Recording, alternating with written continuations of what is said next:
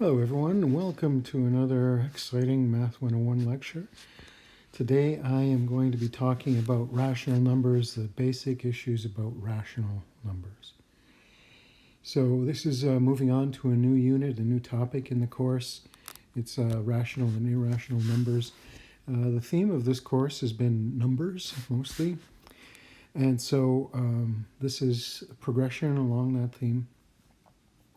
Rational is a new kind of number that we haven't talked about in this course, not very much anyway, maybe a little bit. It's something you're probably familiar with already, but we're going to review a few of these basic topics today and then turn to operations on rational numbers in the next lecture. So rational doesn't mean rational in the sense of thinking. Rational means in the sense of a ratio. And ratio in this case is a proportion or something like that. It can be defined in more basic terms, but I won't bother with that. I think you're already familiar with it. The basic idea in all of the study of numbers is extending number systems. So we have talked about a few number systems already. And the number system that we've mostly been working with, well, there's the natural numbers. Natural numbers. And so natural numbers includes the numbers 1, 2, 3, 4, and so on. So these are counting numbers that we're all familiar with from our basic arithmetic. That is given the name natural numbers and is sometimes given the symbol n. This way of writing n is stylized. It's called Blackboard bold.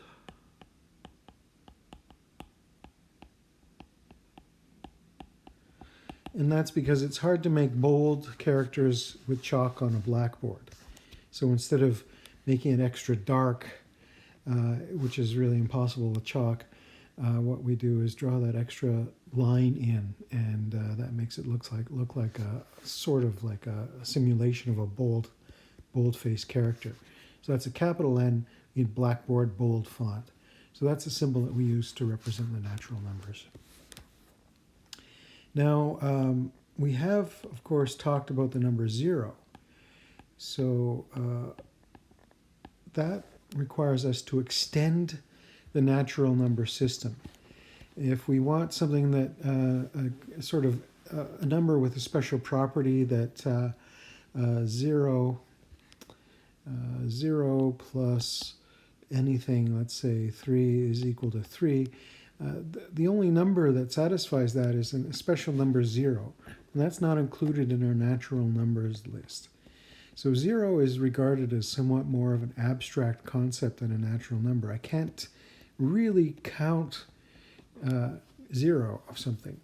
What's the difference between 0 rocks and the complete absence of rocks, no rocks? It becomes a kind of philosophical question, so it's a little more of an abstract issue. That's why it's not considered a natural number, but it is considered a whole number. So whole numbers are exactly this: 0, 1, 2, 3, 4, and so on. And occasionally we will write that as Blackboard bold W. Okay, so that is an extension. Now, the next issue that we might have with arithmetic is when we introduce the concept of subtraction. So if I do 5 minus 3, I get the number 2. But of course, if I do 3 minus 5, what does that equal? It doesn't equal anything in our existing number systems. So again, we have to extend the number system to allow us to do this subtraction. And you're probably familiar with this. We've used the concept already, negative numbers. So I write a negative sign in front of the number. And so the system of negative numbers and positive numbers is called the system of integers. And Integers are infinite on both sides, so I can go from negative infinity to negative 4, negative 3, negative 2, negative 1, 0, 1, 2, 3, 4, and so on. So that is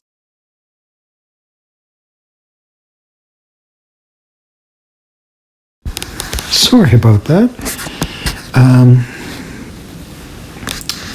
Yeah, anyway, let's get back to this. That has extended our number system, and the symbol that we give for the integers is a blackboard bold Z.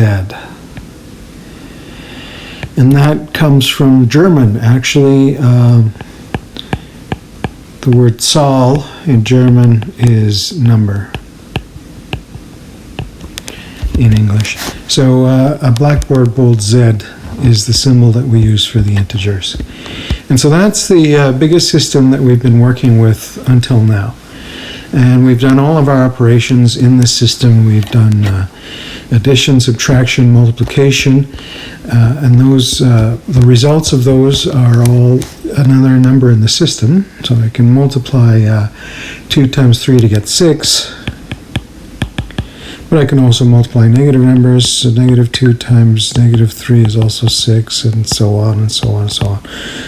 So we say that the system of integers is closed under addition, it's closed under subtraction, it's closed under multiplication. It's not closed under division, however. So problem we've got is, say if I wanted to divide 5 by 2, then the only way we've been doing division up to now is to say, well, it goes in 2 times with a remainder of 1. And so that does not give us a single answer. That does not give us like one number as an answer. It gives us a pair of numbers, but that's not really what we want. We want our arithmetic operations to give us a single answer. So in order for that, for a division to be closed in our number system, we have to extend our number system another time. And so we're going to extend it to rational numbers.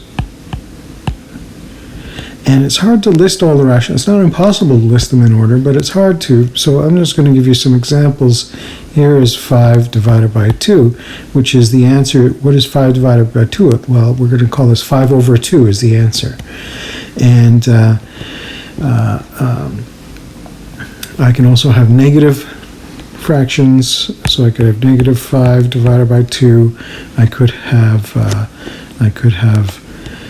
negative in the denominator, so I could have 5 divided by negative 2. And I can also have something like 6 divided by 3. And 6 divided by 3, well, we'll get to this in a second, but these are all examples of rational numbers.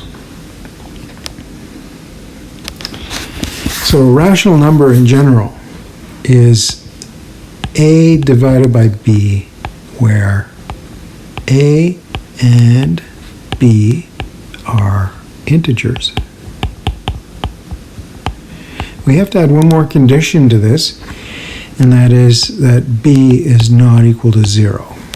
So we should know, I have justified this earlier in our discussions about division in arithmetic way back. We can't divide by 0, so we're just going to make that a restriction on our rational numbers. We get into all kinds of problems. The system just doesn't work if we include division by 0. So we're just going to exclude that. So that is our system of rational numbers. So I've given you some examples already. There's one issue, I guess, that we should grapple with right now, and that's that things like this, negative 5 over 2, we usually rewrite them as negative 5 over 2. So it's the same thing. It's just different symbols for the same thing. So usually I just pull that negative sign out front. And we have Also something like this, 5 over negative 2. I'm going to pull that negative sign out front. So maybe I wasn't really super clear with that. There. So negative sign in front instead of with the number. And then if I end up whatever with something like this, negative 5 over negative 2, that's the same as negative 5 over 2, negative 2. And that is the same thing as negative 5 over 2, and then the double negative disappears, and that's just 5 over 2. Okay, so that's a little subtlety about using negative numbers in our fractions.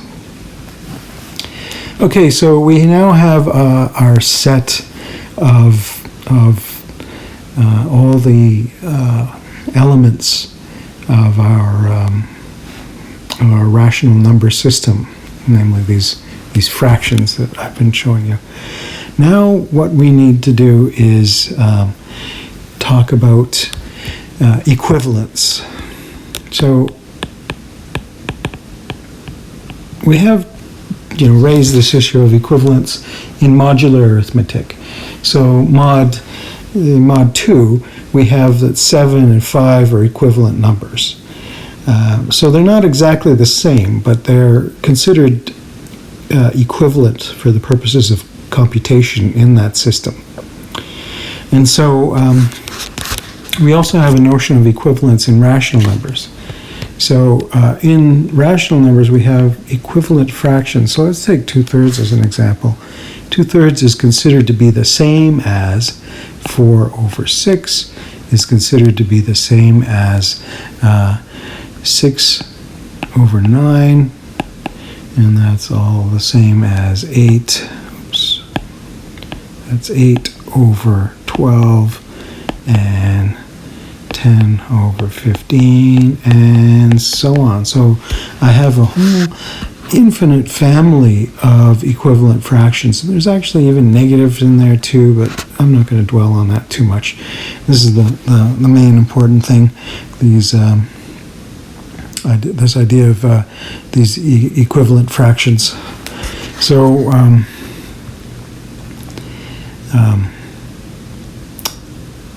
we need a way of kind of telling whether two fractions are equivalent or not. And so this is a concept that you're probably familiar with from grade school, but we're going to look at it from a more advanced standpoint, and it hopefully will make more sense to you than it did in grade school. And that's so if I have a fraction that is in the form 8 over 12, and I want to find out if it's equivalent to another fraction, say, let's say,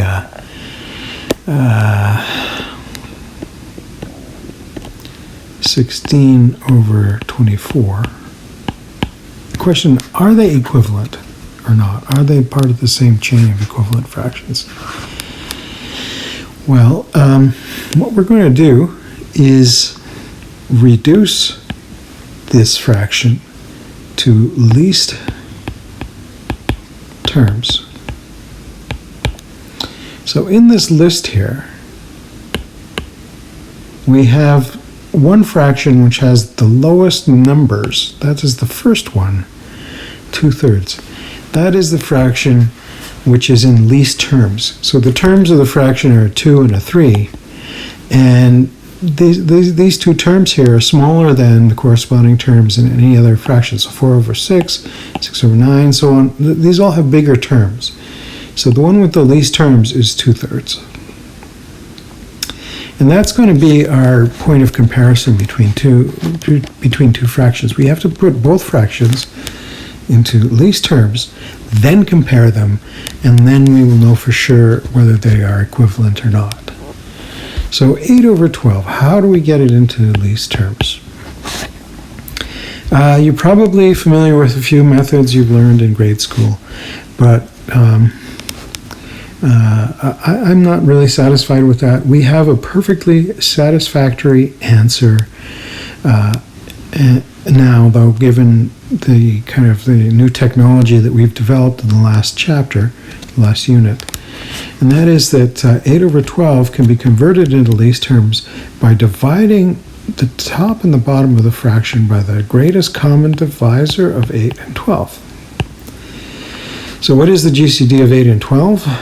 Well, you should be familiar with that. That's the GCD of 8 and 4, which is the GCD of 4 and 4, which is 4. So what I do is I take the numerator and I divide by 4, and the denominator and I divide by 4. By the way, I maybe should mention those terms. In a fraction, we have, this is the numerator, and this is the denominator. Okay, so in this fraction 8 over 12, I'm dividing both the numerator and the denominator by their GCD, and finally I get the fraction in least terms. So I've gone all the way back along the list, but I did it really in one step by taking the GCD. So this GCD concept is important for working with fractions. So, I'm just going to pause and say something about math education at this point. And I think, a lot of students have trouble starting with fractions. That's like where math starts to go off the rails for them. And I think that that's possibly because fractions are not really well taught in grade school. And one of the reasons is that they do things out of order. That I think grade school, they try to start working with fractions before they have established this concept of GCD. Really, I think that we have to do GCD first, then we can do fractions, and it all makes perfect sense then. It's really straightforward and simple, I think. So that really short circuits any confusion that students might have about working with fractions. They understand this very simple but additional concept of GCD. They have to learn that first before they do fractions. Okay, now let's take a look at 16 over 24. So let me rewrite where we're at. We had the fraction 8 over 12. We have reduced that to lowest terms. That's 2/3. Okay. Now we have this fraction 16 over 24. I'm going to do the same thing again. I'm going to take 16 and divide, take 16 and 24 and take their GCD, and that is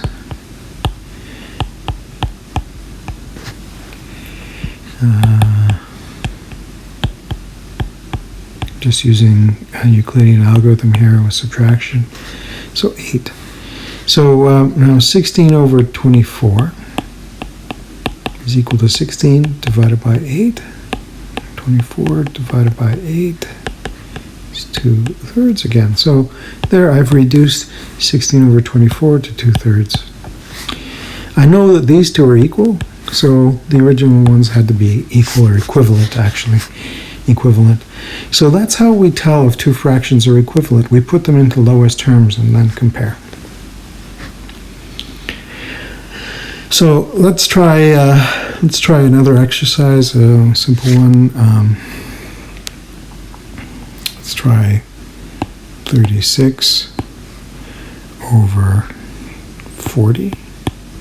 I want to put this into lowest terms. So GCD 3640 is equal to, and I'm going to use the Euclidean algorithm with division, and I'm going to get GCD of 0 and 4, and that's equal to 4. So this fraction, 36 over 40, should equal 9 over 10. There we go. And that, again, is a fraction in lowest terms. So that is an essential skill that you need when working with fractions. I will often ask you to put your answers in lowest terms so that I can recognize whether they are correct or not. And it's a habit that you should generally get into when working with fractions. Sometimes it's better to leave it to the very end of a problem, so you don't have to do that step every step of the way when you're working a problem in fractions. It's just time consuming, it may be counterproductive, but it's certainly a nice thing to do and sometimes a required thing to do, to put that lowest terms calculation at the very end. All right, so that is it for the basics of fractions. I'm going to now pause here. You should check the problem set and take a look at some problems in lowest terms of fractions. And remember, you have various tools available to help you calculate the GCD.